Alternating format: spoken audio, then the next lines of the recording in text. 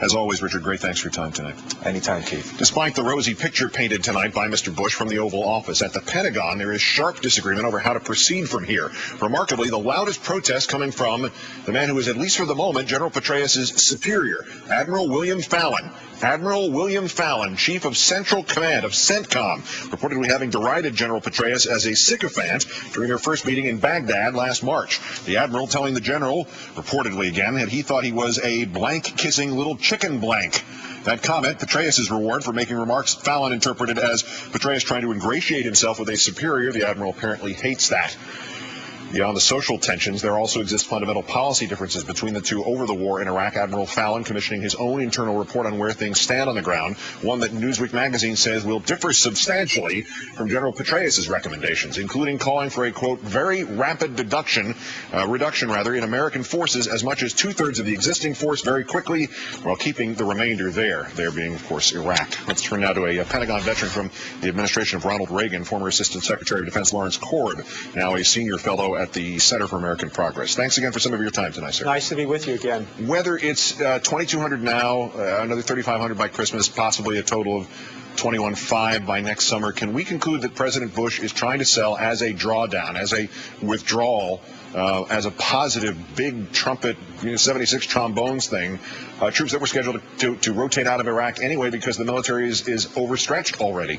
Well, basically he's trying to make a out of necessity, because in order to keep the surge going much longer, you're going to have to extend Army soldiers more than 15 months. They've already extended from 12 to 15 months, and the Army Secretary and the Army Chief of Staff wouldn't stand for that, or else you'd have to bring troops back who have not been home at least a year, in a sense breaking the social contract. So this was going to end next spring regardless of what happened on the ground or regardless of what General Petraeus said.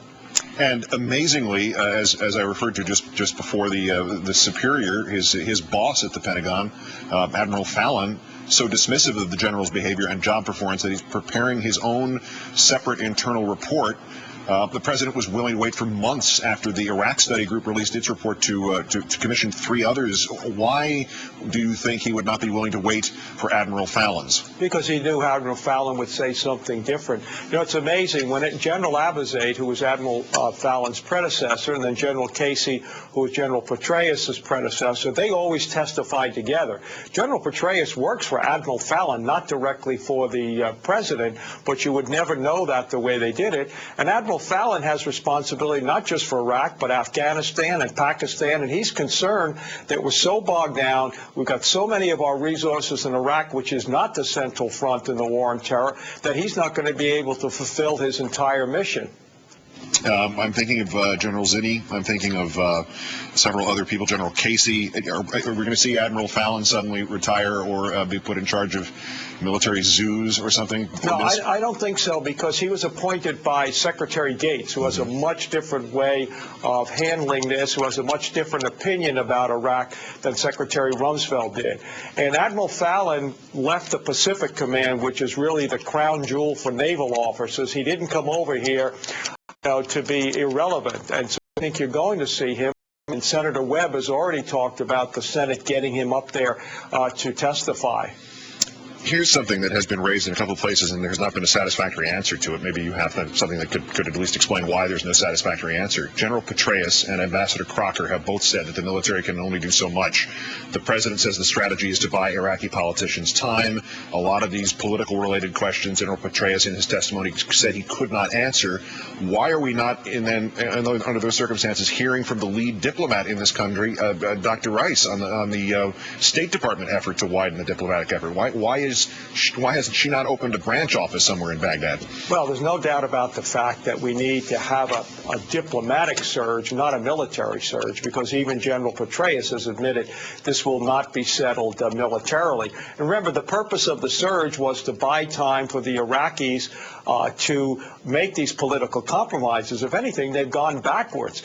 The surge is a failure, and that's what should have been said. Well, what's going to happen now is, rather than 6 months to find out, we're going to buy another year, so it'll be 18 months. And there's no real urgency on the diplomatic front. There should be a special ambassador, a Colin Powell or a Madeleine Albright, who's out there working on this full time, because you're never going to be able to settle it unless you get all the countries neighboring Iraq to work with us. For some reason I'm thinking it's not going to be General Powell, but I take your point. Lastly, in August you wrote a piece outlining a responsible redeployment that would get most of the troops out of Iraq over the course of the next 10 months to a year. Any sign that the administration is even contemplating such a strategy, let alone preparing an alternate plan even to deal with that possibility? No, the president wants to pass this off to a successor, and so he can blame that man or woman for the eventual loss of Iraq, or keeping Iraq from becoming a stable, democratic country in the Middle East. Former Assistant Secretary of Defense Lawrence Korb, now at the Center for American Progress. As always, sir, great thanks. Thanks for having me. As our troops and their families pay the biggest sacrifices,